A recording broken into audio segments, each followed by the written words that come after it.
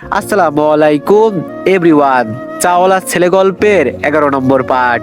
তো চলো বেশি কথা না কইয়া গল্প শুরু করা যাক। এভাবে আরিশা আর আমার খুনছুটিতে 10 মাস হয়ে গেল। আরিশা আর খুব একটা বেশি চলাফেরা করতে পারে না। একদিন আমি ভার্সিটিতে আছি, কিন্তু মনটা বারবার ছটফট করছে বাসায় যাওয়ার জন্য। আরিশার 10 মাস চলছে, যে কোনো সময় সুখবর আসতে পারে। আরিশা জেদ করে আমাকে পাঠিয়েছে, কারণ আজ একটা ইম্পর্টেন্ট ক্লাস আছে। এইদিকে বাসায় আরিশা বিছানায় শুয়ে আছে। হঠাৎ ওর প্রচন্ড পানি পিপাসা পায়। ও আন্টিকে ডাকতে চাচ্ছে, কিন্তু কিচেন থেকে শব্দ আসছে বলে আন্টি ওর ডাক শুনতে পাননি। আরিশা ভাবলো এইটুকুই তো পথ, আমি নিজেই গিয়ে পানি খেয়ে আসি। কষ্ট করে শরীরটা টেনে নিয়ে আরিশা রুম থেকে বের হলো। সিঁড়ির কাছে আসতেই ওর মাথাটা কেমন যেন একটু ঘুরে উঠলো। কোনো মতে রেলিং ধরে কয়েক ধাপ নামলো, কিন্তু 4-5টা ধাপ বাকি থাকতেই হঠাৎ ওর পা স্লিপ করে গেল। আরিশা মা বলে এক বিকট চিৎকার দিয়ে আরিশা গড়িয়ে গড়িয়ে নিচে পড়ে গেল। কিচেন থেকে আন্টি সেই চিৎকার শুনে সব ফেলে দৌড়ে আসলেন। ড্রয়িং রুমের মেঝেতে আরিশার রক্তাক্ত অবস্থায় পড়ে থাকতে দেখে আন্টি নিজেও আর্তনাদ করে উঠলেন। আন্টি বলল, আরিশা মা আমার, এ কি করলি তুই? ওরে কে কোথাও আসিস, আমার মাকে বাঁচা। আন্টি পাগলের মতো আরিশাকে জড়িয়ে ধরলেন। আরিশা তখন যন্ত্রণায় ছটফট করছে আর গোংরাচ্ছে। আন্টি হাত কাঁপতে কাঁপতে আঙ্কেলকে ফোন দিলেন। ফোন রিসিভ করতেই আঙ্কেল বলল, হ্যালো। আন্টি বলল, ওগো তাড়াতাড়ি আসো, আরিশা সিঁড়ি থেকে পড়ে গেছে, ওর অবস্থা খুব খারাপ, প্রচুর রক্ত যাচ্ছে, তুমি জলদি আসো। আঙ্কেল কথা না বাড়িয়ে দ্রুত বাসার দিকে রওনা দিলেন। এরপর আঙ্কেল আমাকে ফোন করলেন, ওনার কণ্ঠস্বর কাঁপছে। আঙ্কেল বলল, রাকিব কই তুমি? আমি বললাম, ভার্সিটিতে বাবা। আঙ্কেল বলল, এখনই বাসায় চলে আসো, এক মুহূর্ত দেরি করো না। আমি বললাম, বাবা কি হয়েছে, আরিশা ঠিক আছে তো? আঙ্কেল বলল, তুমি দ্রুত বাসায় আসো। আঙ্কেলের গলার স্বর শুনে আমার বুকের ভেতরটা ধক করে উঠলো। মনে হলো পায়ের নিচ থেকে মাটি সরে যাচ্ছে। ব্যাগটা কোনো মতে কাজে ঝুলিয়ে পাগলের মতো বাইক চালিয়ে বাসায় আসলাম। বাসার গেট দিয়ে ঢুকতেই দেখি লিভিং রুমে আরিশা মেঝেতে পড়ে আছে। আন্টি ওকে ধরে চিৎকার করে কাঁদছেন, আর ফুলোর রক্তে ভিজে গেছে। আমার হাতের ব্যাগটা অজান্তেই হাত থেকে পড়ে গেল। আমি আরিশা বলে একটা চিৎকার দিলাম। আমি দৌড়ে গিয়ে ওর কাছে বসলাম। আরিশার মুখটা সাদা হয়ে গেছে। ও আধবোজা চোখে আমার দিকে তাকানোর চেষ্টা করছে। ওর হাতটা ধরতেই আমার মনে হলো কলিজাটা ছিঁড়ে যাচ্ছে। আমি বললাম, আরিশা কথা বলো, আমি এসে গেছি, তোমার কিছু হতে দেব না আমি। বাবা অ্যাম্বুলেন্স আসছে না কেন? এরই মধ্যে অ্যাম্বুলেন্সের সাইরেন শোনা গেল। আমরা সবাই মিলে আরিশাকে কোলে করে অ্যাম্বুলেন্সে তুললাম। হাসপাতালে যাওয়ার পুরোটা পথ আরিশা শুধু আমার হাতটা শক্ত করে ধরেছিল। যন্ত্রণায় ওর আঙ্গুলগুলো আমার হাতে বসে যাচ্ছিল, কিন্তু আমার নিজের ব্যথার চেয়ে ওর কষ্টটা আমার কাছে 1000 গুণ বেশি দগ্ধ করছিল। আমি শুধু বিড়বিড় করে আল্লাহর কাছে বলছি, আল্লাহ আমার আরিশাকে কেড়ে নিও না, আমাদের অনাগত সন্তানকে তুমি রক্ষা করো। হাসপাতালে পৌঁছানোর পর স্ট্রেচারে করে আরিশাকে ওটিতে নিয়ে যাওয়া হচ্ছে। ও শেষবারের মতো আমার দিকে তাকিয়ে ক্ষীণস্বরে বলল, রাকিব আমার সন্তান। আমি আর নিজেকে ধরে রাখতে পারলাম না। ওটির দরজার সামনে ধপ করে বসে পড়ে অজরে কাঁদতে শুরু করলাম। আঙ্কেল আর আন্টিও পাশে পাথর হয়ে দাঁড়িয়ে আছেন। অপারেশন থিয়েটারের বাইরে সময় যেন থমকে দাঁড়িয়েছে।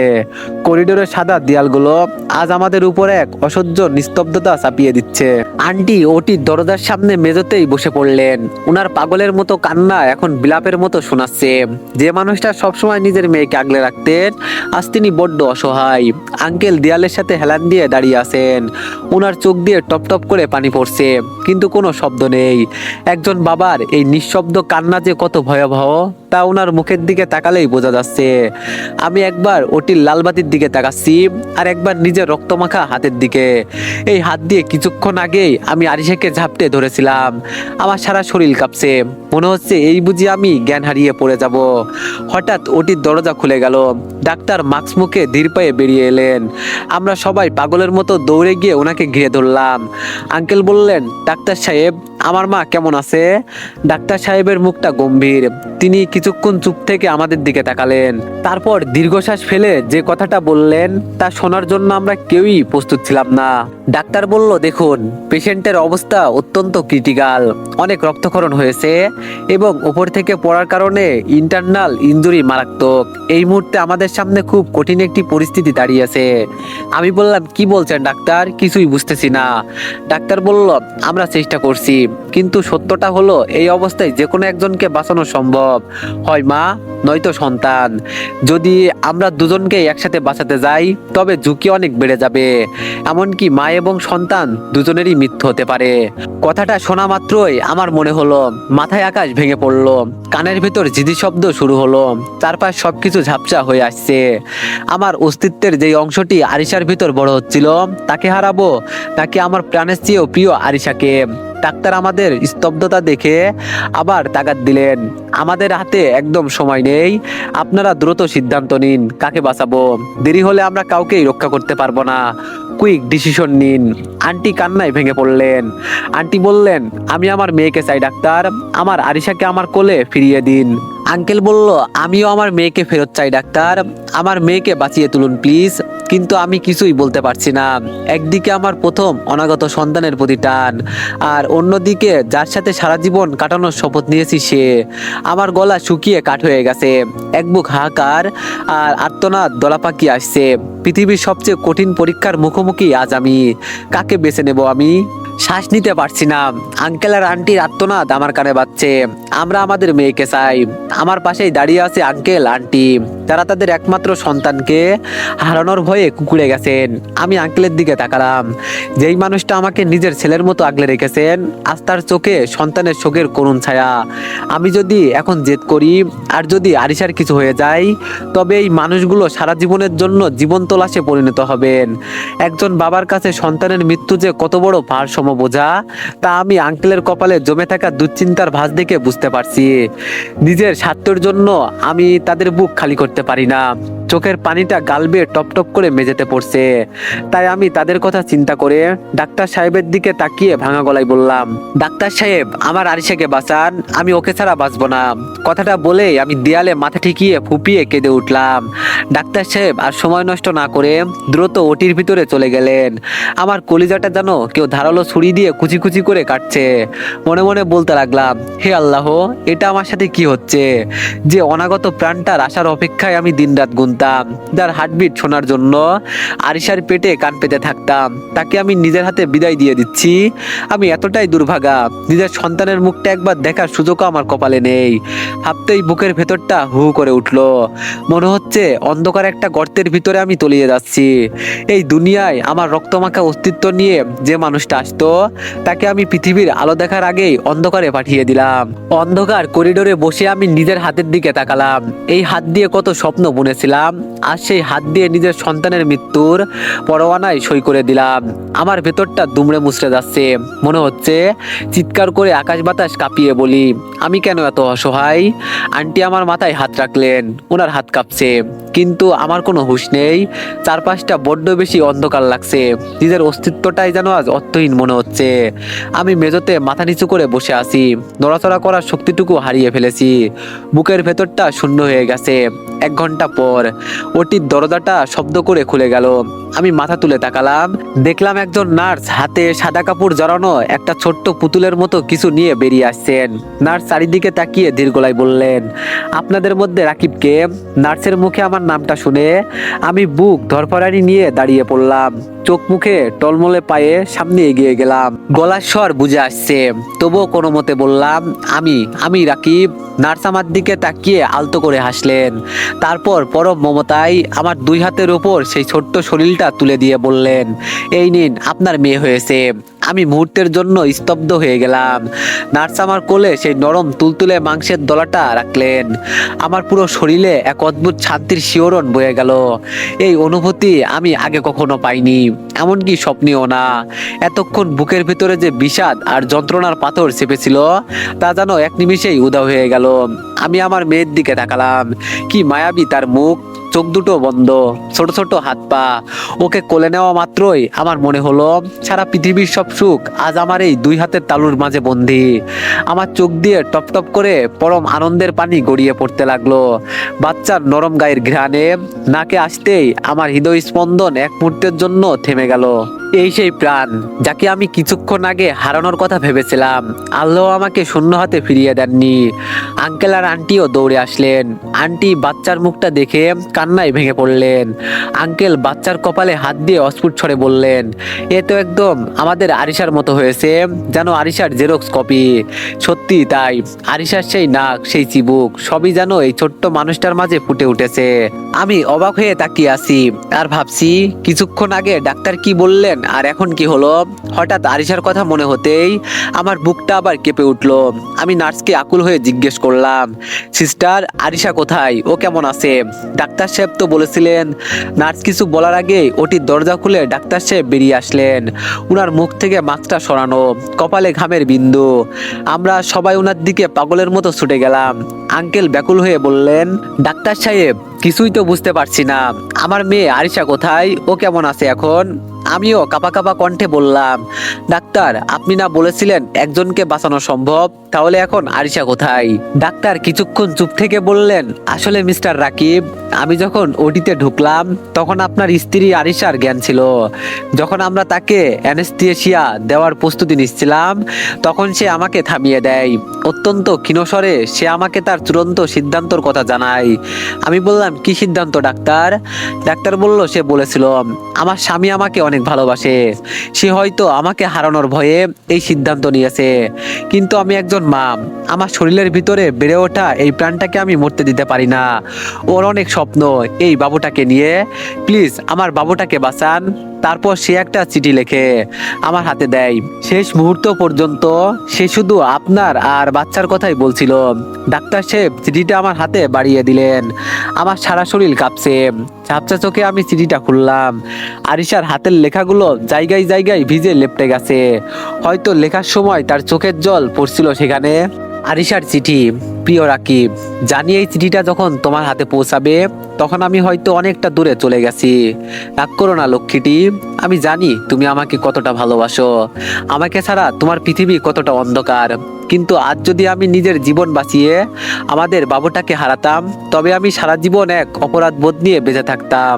আমি জানি তুমি আমাদের এই অনাগত সন্তানকে নিয়ে কত স্বপ্ন দেখেছো। মনে আছে তুমি প্রায় আমার পেটে কান পেতে ওর হার্টবিট শুনতে চাইতে আর বলতে, আরিশা আমাদের বাবুটা যেন একদম তোমার মতো হয়।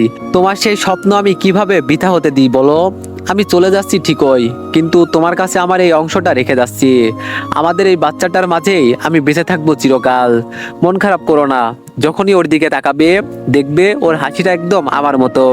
ও যখন বড় হবে ওকে বলো ওর মা ওকে পৃথিবীর সবকিছুর চেয়েও বেশি ভালোবাসতো।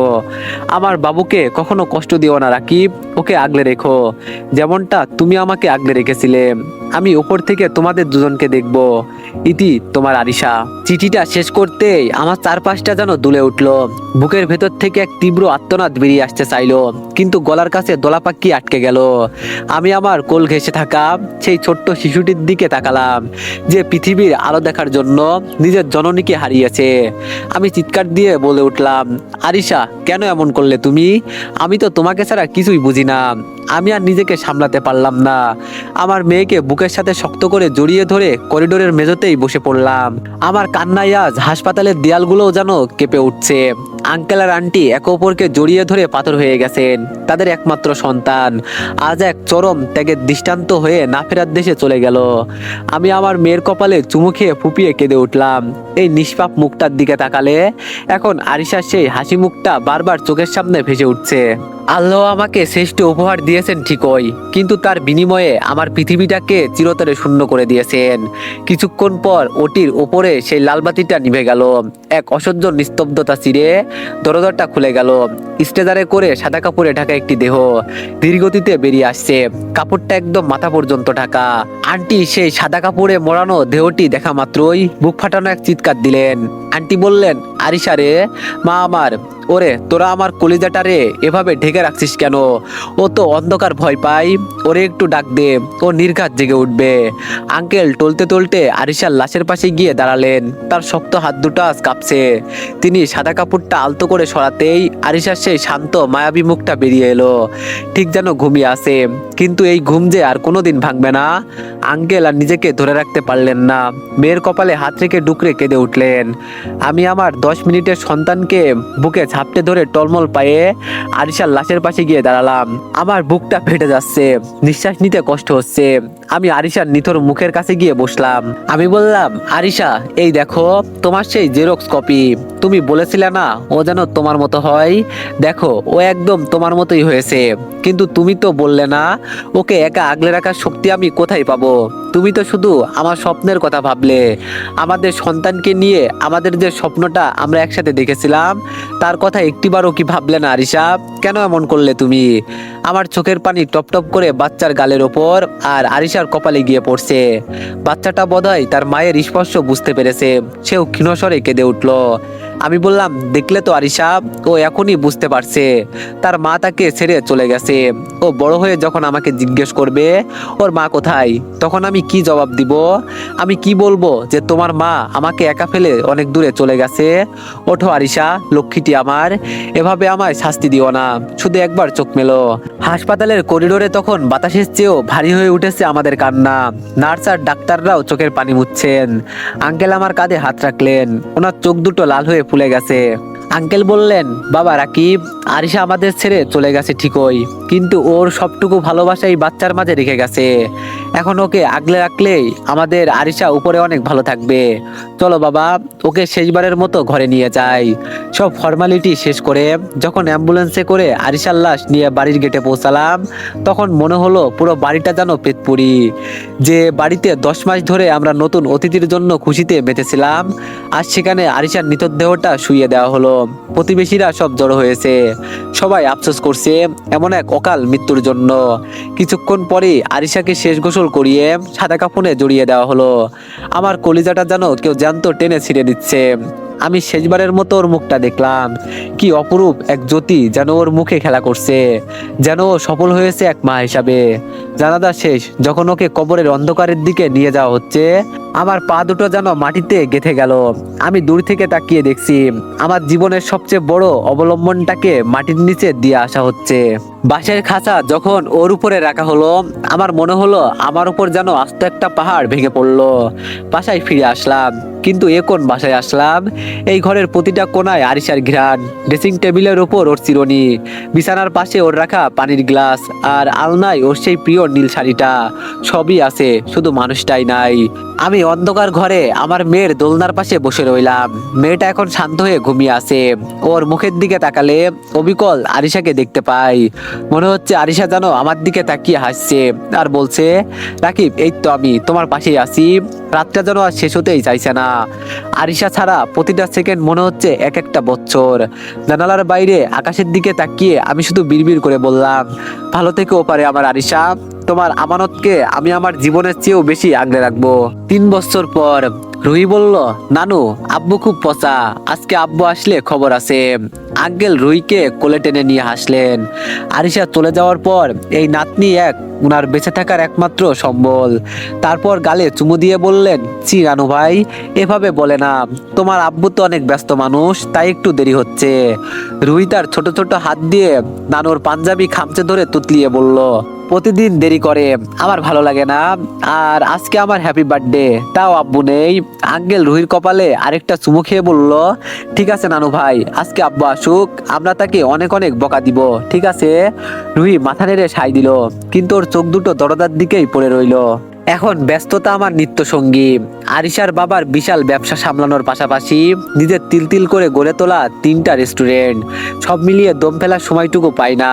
পড়াশোনা শেষ করে এখন আমি একজন প্রতিষ্ঠিত বিজনেসম্যান, কিন্তু এই ব্যবসা কখনোই আরিশার শূন্যতা পূরণ করতে পারিনি। তবে আমার অন্ধকার জীবনে আলো হয়ে টিকে আছে ছোট্ট একটা পরী রুহি, আমার আর আরিশার ভালোবাসার চিহ্ন।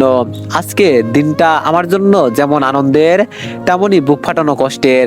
আজ রুহি 3 বছর পূর্ণ হলো, আর আজকে আরিশা আমাদের ছেড়ে চলে যাওয়ার 3 বছর। প্রতি বছর এই দিনে আমি নিজেকে সামলাতে পারি না। সকালে ব্যবসার কাজ সেরে দুপুরে আরিশার কবরের পাশে গিয়ে বসে থাকি। আজকেও তার কোনো ব্যতিক্রম হলো না। কত কথা বললাম ওর সাথে, ফিরতে ফিরতে সন্ধ্যা গড়িয়ে রাত হয়ে গেল। আর এইদিকে বাসায় রুহি তার নানু ভাইয়ের সাথে ড্রয়িং রুমে বসে গাল ফুলিয়ে আড়ি করে আছে। কিছুক্ষণ পর আমি কলিং বেল বাজিয়ে ভিতরে ঢুকলাম, হাতে রুহির জন্য একটা বড় কেক। আর ওর প্রিয় সেই বড় বারবি ডল। আমি ঢুকতেই হাসি মুখে ডাক দিলাম, আমার রুহি মামুনি কোথায়? দেখি আমার আম্মুটা কই। রুহি আমাকে দেখে প্রথমে সোফা থেকে নেমে দৌড়ে আসতে চেয়েছিল, কিন্তু পরক্ষণেই থমকে দাঁড়ালো। ঠিক আরিশার মতো ভুরুকুসকে মুখটা ঘুরিয়ে অন্যদিকে তাকিয়ে রইল। ওর এই অভিমান করার ভঙ্গিটা দেখলে আমার কলিজাটা কেঁপে ওঠে। অবিকাল আরিশাও ঠিক এভাবে আমার উপর রাগ করলে মুখ ফিরিয়ে বসে থাকতো। আমি রুমের মাঝখানে ব্যাগ আর গিফট রেখে ওর সামনে হাঁটু গেড়ে বসলাম। আমি বললাম, কি হলো, আমার আম্মুটা কি আমার উপর রাগ করেছে? রুহি উত্তর দিল না। আঙ্কেল পাশ থেকে মুচকে এসে বললেন, তোমার মেয়ে তো আজ তোমাকে ছাড়বে না রাকিব, অনেক বিচার দিয়েছে আমার কাছে। আমি রুহির নরম হাতটা ধরতেই ও হাতটা সরিয়ে নিল। রুহি বলল, যাও তুমি পচা আব্বু, তুমি আমার বার্থডেতে সময় মতো আসনি, আমি কথা বলবো না। আমি ওকে কোলে তুলে নিলাম। ও হাত পা ছুটছে নামার জন্য। আমি ওর কপালে গভীরে একটা চুমু খেয়ে কানে কানে বললাম, সরি আম্মু, আব্বু তো তোমার আম্মুর সাথে দেখা করতে গিয়েছিল। তোমার আম্মু তোমার জন্য অনেক অনেক আদর পাঠিয়েছে। আম্মুর নাম শুনতেই রুহি শান্ত হয়ে গেল। ওর ডাগর ডগর চোখ দুটো দিয়ে আমার দিকে তাকিয়ে বলল, মামুনিও পচা, মামুনি এবারও আসলো না কেন? তুমি তো বলেছিলে আমি ভালো হয়ে থাকলে এবারের বার্থডেতে আম্মু আসবে। ওর কথা শুনে আমার চোখের কোণে জল চলে আসলো। আমি আঙ্কেলের দিকে একবার তাকালাম, আর উনিও আমার দিকে তাকালো। আমি ওকে বুকের সাথে শক্ত করে জড়িয়ে ধরলাম। আঙ্কেল আর আন্টিও দূর থেকে তাকিয়ে চোখ মুছছেন। 3 বছর হয়ে গেল, কিন্তু ক্ষতটা আজও টাটকা। তারপর আমি বললাম, রুহি চলো আমরা এখন কেক কাটবো, দেখো আব্বু তোমার জন্য কি এনেছে। রুহি বলল, না দেখবো না, আগে বলো আম্মু কবে আমার সাথে দেখা করবে, আমি আম্মু চাই। আমি বললাম, তোমার আম্মু এবারও কাজে আটকে গেছে, পরের বার ঠিকই আসবে। আমাকে বলেছে আব্বুকে ভালোবাসলে আর লক্ষ্মী হয়ে থাকলে অবশ্যই আসবে। রুহি বলল, সত্যি বলছো তো? আমি বললাম, হ্যাঁ সত্যি বলছি। এখন দেখো আব্বু তোমার জন্য কি আনছে। তারপর আমি রুহিকে গিফট বক্স দিলাম। গিফট বক্সটা দেখেই সব অভিমান ভুলে খুশিতে চিৎকার করে উঠলো। ওর হাসির শব্দে যেন পুরো বাড়িটা প্রাণ ফিরে পেল। আমি জানি আরিশা উপর থেকে আমাদের দেখছে, সে হয়তো হাসছে, নয়তো আমার মতোই কাঁদছে। কেক কাটার পর রুহি আমাকে কেক মাখিয়ে দিল। সবাই আনন্দ করে রাতের খাবার খেতে বসেছি। আমি রুহিকে খাবার খাইয়ে দিচ্ছি। হঠাৎ রুহি বলে উঠলো, আব্বু। আমি বললাম, কি আম্মু? রুহি বলল, আচ্ছা তোমার আম্মু কোথায়, তোমার কাছে আসে না কেন? রুহির কথা শুনেই কলিজাটা কেঁপে উঠলো, পুরোনো স্মৃতিগুলো ভেসে উঠলো। আঙ্কেলও আমার দিকে তাকালেন। তারপর রুহি বলল, কি হলো আব্বু, বলো না তোমার আম্মু কোথায়? আমি বললাম, উনি আমাদের থেকে অনেক দূরে আছে আম্মু। রুহি বলল, সেটা কোথায়? আমি বললাম, গ্রামে। রুহি বলল, আমি যাব। আমি বললাম, না আম্মু, সেখানে যে আমার যাওয়া নিষেধ। রুহি বলল, না আমি যাব, কোনো কথা শুনতে চাই না। রুহি অনেক জেদ করতে লাগলো। ওর কথায় বারবার সেই অপমানটা চোখের সামনে ভেসে আসছে। তাই সহ্য করতে না পেরে আমি রুহিকে অনেক জোরে ধমকি দিলাম, রুহি এত জেদ ভালো না, চুপচাপ খাও। রুহি আমার কথায় চমকে উঠলো, কান্না কান্না ভাব মুখে চলে আসলো। তাই ওর নানি ওকে নিয়ে রুমে চলে গেল। আঙ্কেল বলল, ওকে এভাবে বলা ঠিক হয়নি, ও তো বাচ্চা মানুষ, আর জেদ তো বাচ্চারাই করে। ও ভুল কি বলেছে, এটা তো ওর অধিকার দাদির সাথে দেখা করার। আমি বললাম, বাবা আপনি তো জানেন কেন ওখানে যেতে চাই না, আমার কি আম্মুকে দেখতে ইচ্ছে করে না? কিন্তু তখনই সেই অপবাদের কথা মনে হতেই আঙ্কেল বলল, আমি সব জানি, কিন্তু 4 বছর কেটে গেছে, এখন পরিস্থিতি ভিন্ন হতে পারে, তোমার রুহিকে নিয়ে একবার গ্রামের বাড়িতে যাওয়া উচিত। আমি বললাম, ঠিক আছে বাবা, ভেবে দেখবো বলে আমিও রুমে চলে আসলাম। এসে দেখি রুহিকে ঘুম পাড়িয়ে দিচ্ছে, কিন্তু রুহি ঘুম আসেনি। আমি পাশে গিয়ে বসতেই ওর নানি চলে গেল। রুহিকে বললাম, সরি আম্মু। রুহি মুখ ঘুরিয়ে আসে।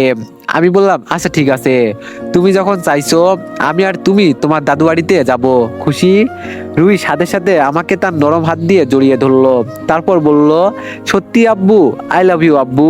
আমি বললাম, আই লাভ ইউ টু আম্মু বলে আমি ওর গালে একটা চুমু খেলাম। তারপর ওকে আমার বুকে নিয়ে ঘুমিয়ে পড়লাম।